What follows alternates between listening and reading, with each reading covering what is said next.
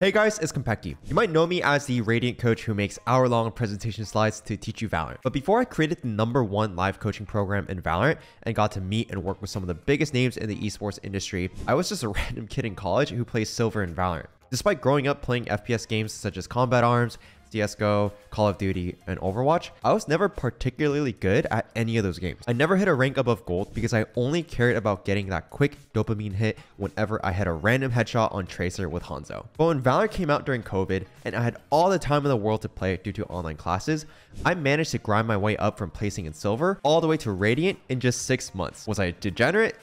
Yep. But was it worth it? I'd say so, because I wouldn't have started this channel otherwise, and I wouldn't have been able to help and meet so many amazing people along the way. In the hopes that you don't experience the same pains I went through, in this video, I'll share 6 easy and simple tips I wish I had known earlier during my climb to Radiant. However, if you think you need a lot more personalized feedback than these tips and your rank is below Radiant, I've got a crazy offer for you. My team of VCT level coaches and I can help you rank up 500 RR in 8 weeks, guaranteed, or your money back. Because of this crazy guarantee, my team and I want to personally get to know you first to see if we could actually help you reach your goals. Because at the end of the day, we don't want to waste your time and money, and we want to give our limited spots to people who can actually take full advantage of everything we have to offer inside the program.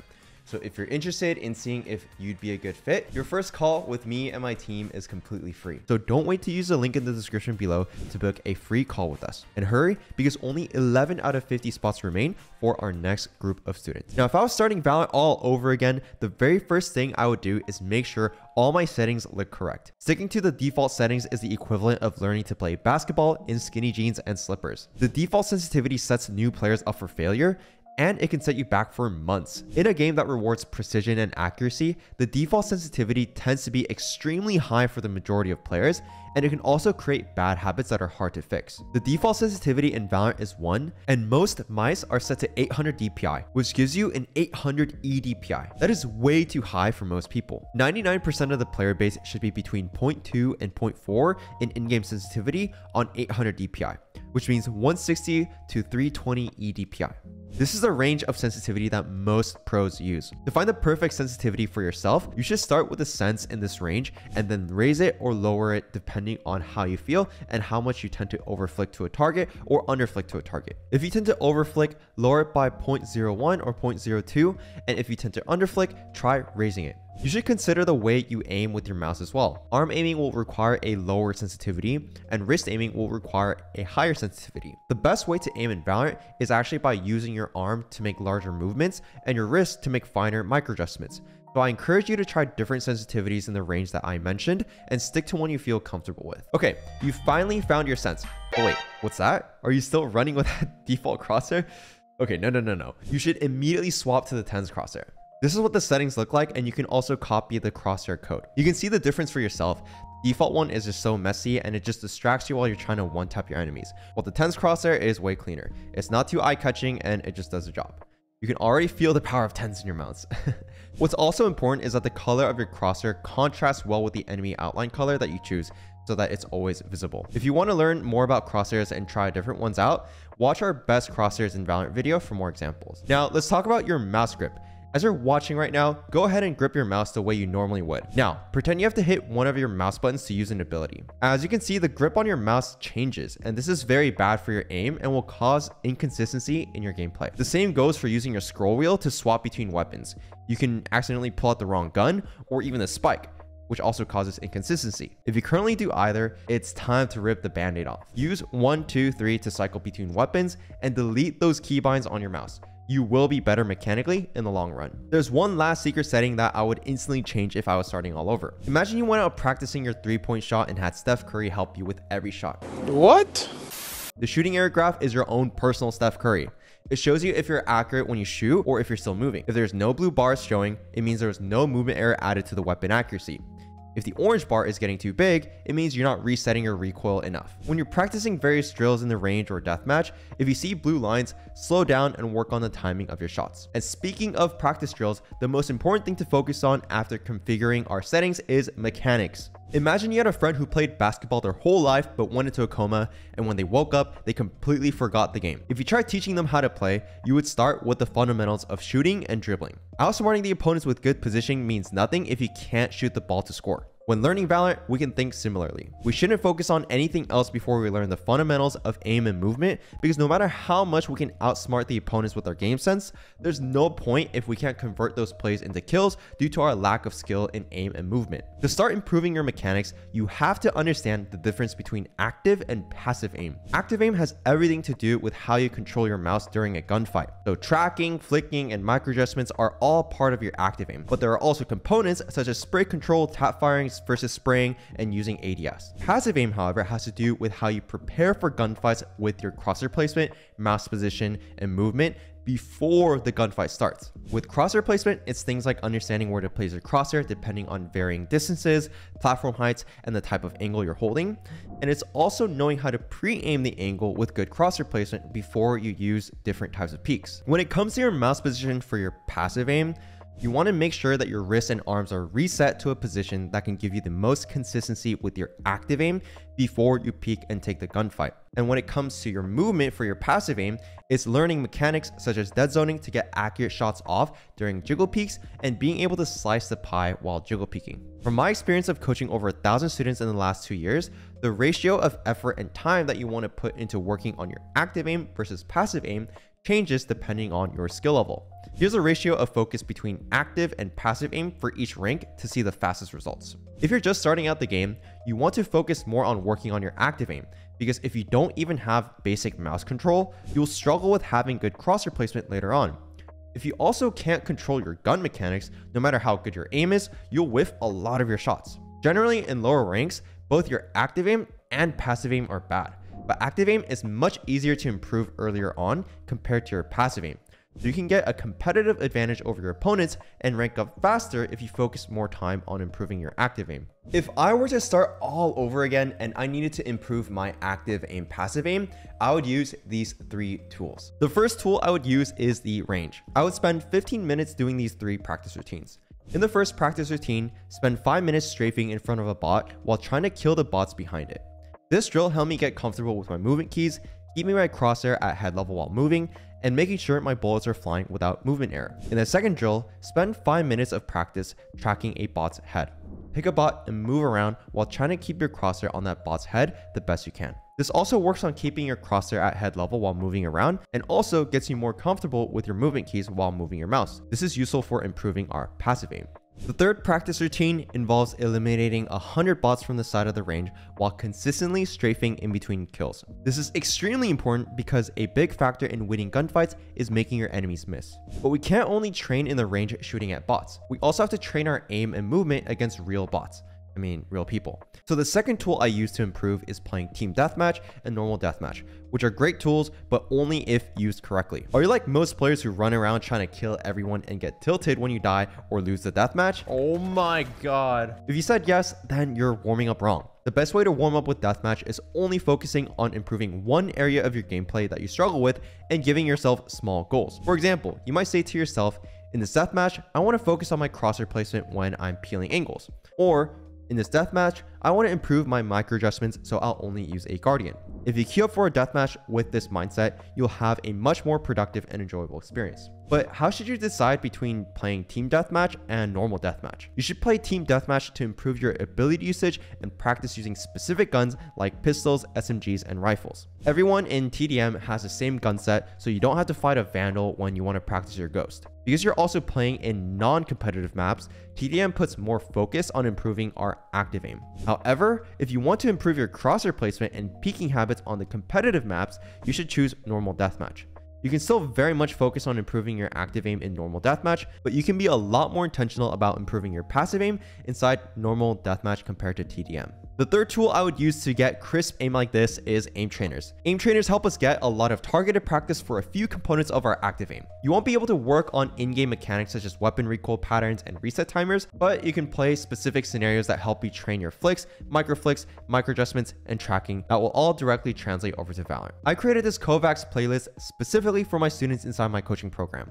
When you're aim training with this playlist, make sure to focus on accuracy over speed. Remember this quote used by the Navy SEALs: Slow is smooth, smooth is fast. If you want an in-depth breakdown of how I use this playlist, I have a free training video for you if you message me inside my Discord server. You've got the tools now to aim, train, and warm up, but how do you decide how long to warm up? This is where Valorant and basketball are similar again. Would you spend over an hour warming up for a basketball game? Of course not. You would tire yourself out before the game even started. It's the same for Valorant. If you're warming up for over 30 minutes, you're doing more harm than good. Warm-ups should never exceed 30 minutes because anything longer is a practice routine. Now, settings and mechanics are the key topics to focus on when starting out, but you can't stay fixated on those topics if you want to keep climbing. If you don't focus on the strategic aspects of the game, like map control, you're gonna end up dying to a flanking Cypher without even realizing how he got there in the first place. As someone who had minimal TAC experience, I struggled to learn the basic layouts of the maps, predicting enemy tendencies, and knowing how to fight for critical areas using my agent's abilities. Just like how it's important to learn to improve your court vision and court awareness in basketball, the same can be said about the maps in Valorant. Learning about map control will be your first step toward a deeper understanding of the game. To make this easier, we can break every map into 3 zones. Zone 1, or the opening zone, is where you'll first meet the enemy. For example, being long on bind is zone 1.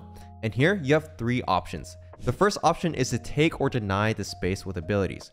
For example, using a smoke to block the enemy's vision and pushing out to get control of the space if you're playing defense. The second option is to use abilities to gather information.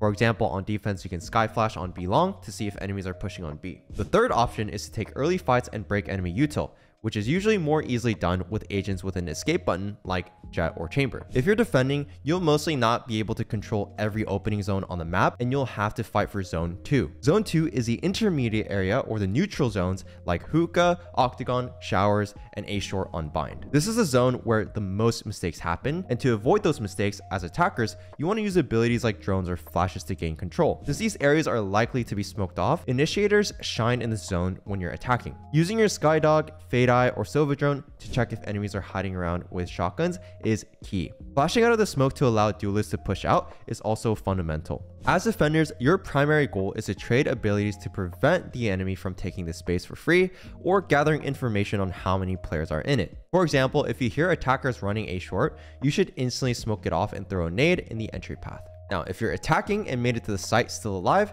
congratulations, you're now in Zone 3 or the final zone. Zone 3 is the bomb site, and in low elo, it looks like Rugrats running around. In this zone, we have 2 simple goals. Number 1, for attackers, clear the site and plant the spike. Spread out on the site in pairs to be able to trade each other out, and don't forget to check for hiding spots before planting. Otherwise, your smoker will die while planting and will flame you. And the second goal is for defenders, and their goal is to stop the attackers from taking the site. This means trying to kill them when they first push out into Zone 3 and using abilities to make it hard for them to get in without dying or using a lot of utility. When I was a gold player, I always had Zone 3, the bomb site, in mind and completely ignored how to play around the first and second zones.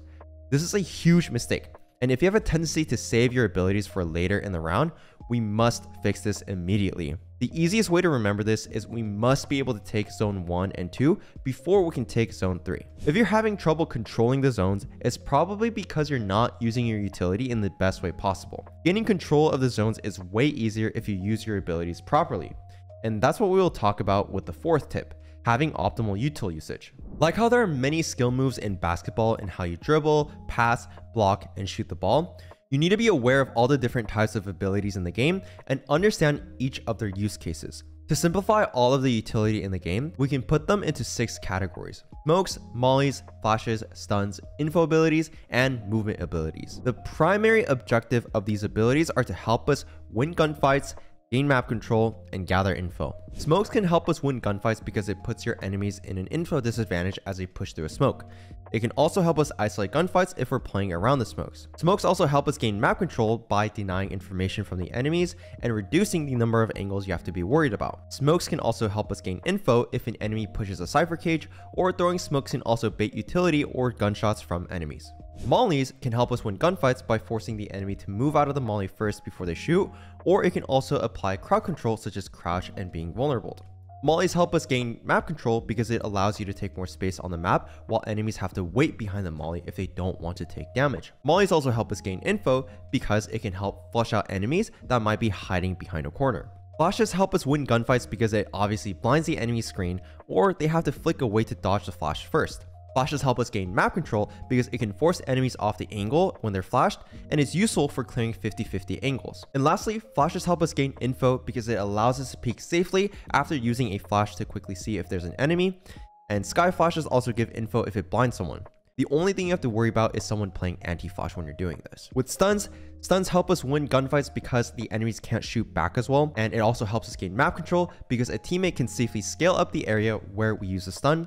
And lastly, stuns help us gain info because stuns can be used to clear angles safely. With info abilities help us win gunfights because you can easily spam enemies through walls and smokes, and a lot of info abilities have to be broken if you don't want to be scanned, which also gives an opportunity to shoot the enemy while their crosshair isn't on you. Info abilities help us gain map control because as long as your utility isn't broken, no enemies can be past your utility, unless they use some kind of movement ability to dodge it. Info on the map is also directly tied to map control, so you can quickly determine which part of the map is or isn't safe based on a drone, dog, dart, or camera.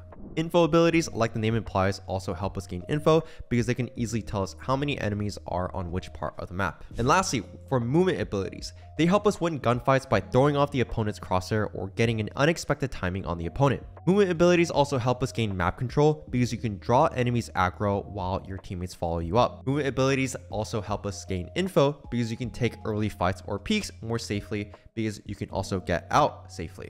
And lastly, movement abilities help us gain info because you can take early fights or take more space safely because you can get out safely with your abilities. Now that you know how to start thinking about getting the most out of your utility, let's talk about how we can decide to use our abilities to fight for the 3 zones we talked about. This ties into my 5th tip about game sense. Game sense is the ability to recognize in-game patterns and make the best possible decision based on those patterns. If I was starting the game all over again, I would try to simplify the game into a mini game of rock, paper, scissors. If the enemy throws rock, I want to do paper to win the round, but if I use scissors, we would lose a round. By constantly trying to identify what the enemy is doing and what plays are possible for them, I can prepare a counter strategy and execute that strategy. So let's use some examples of how to determine how we'll fight for each zone with our utility. First, ask yourself, which zone are we fighting for? Zone 1, 2, or 3? Second, what utility do we have to fight for that space, and how can we use them properly? For example, comboing a Reyna and Skyflash together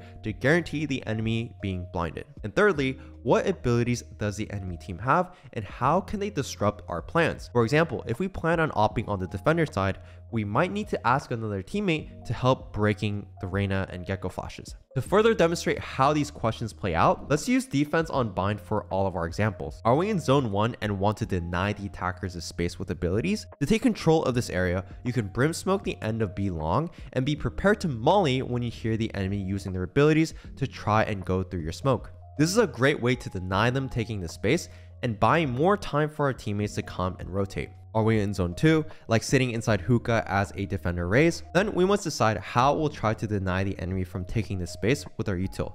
If you hear the enemy raise using her boombot or nade to try and take hookah, you can throw a counter nade to stop the enemies. If you're on the attacking side, you have to think about how to use utility to gather information. For example, as Skye, if you flash into showers for info and it doesn't see anything, that's great. Now we can safely go in showers without wasting more abilities. If we're attacking and successfully gain control of zone 1 and 2, but we don't know how to push out safely onto the bomb site, see what abilities we have left to create more space. For example, since we flashed first instead of dogging, we can still use our Skye dog for the site, and our Jet can dash in safely to create space. If we're the defenders trying to hold down the bomb site or zone 3 and we're playing Omen, we can flash around a corner and peek when we hear enemies' footsteps and utility. Now, imagine you've perfectly read that an enemy Jet is going to post up the angle with an op, and you communicate it to your Reyna or Phoenix to flash the angle, only to find out that they dry peek into an op and die. What do? If your initial response is to tilt and flame them, then it's time to also address your mindset. I'm not gonna lie,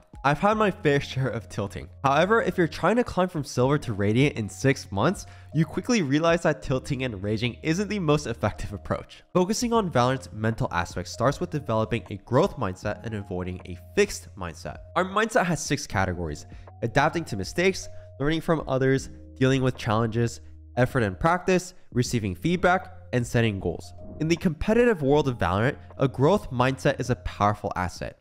It enhances your ability to adapt, learn, and overcome challenges. It also promotes resilience and a positive attitude towards improvement. A fixed mindset, on the other hand, can limit potential growth by maintaining a rigid belief in inherent abilities and resisting change. This results in avoiding challenges, taking feedback personally instead of viewing it as an opportunity to grow, and viewing mistakes as setbacks. As a result, you'll stay heartstuck in Immortal 1 and scratch your head thinking why you're not Radiant yet after playing the game since beta. Embracing a growth mindset, however, means seeing each match as an opportunity to evolve, welcoming challenges, and understanding that improvement is a journey and not a destination. Having a growth mindset is even more valuable once you actually understand the math behind ranking up. Let's say you're winning 55% of your games with a 15 RR change. That's pretty conservative.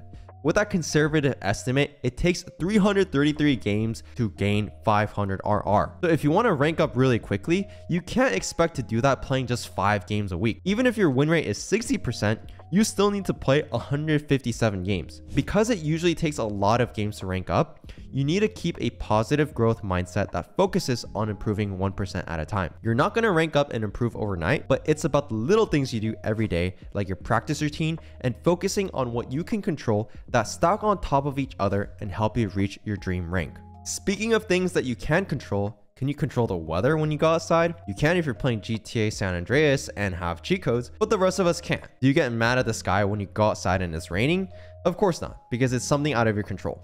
In Valorant, it's the same. Why would you get tilted or ruin your mindset because your teammates are trolling or the enemy hit you with a pop and swing? Instead, focus on what you can control. If it's raining, I'll bring an umbrella. If my teammates are running around trolling in my ranked games, I can trade them since they decided to be a human Sova drone for the team. Hope these tips helped, and thanks for watching.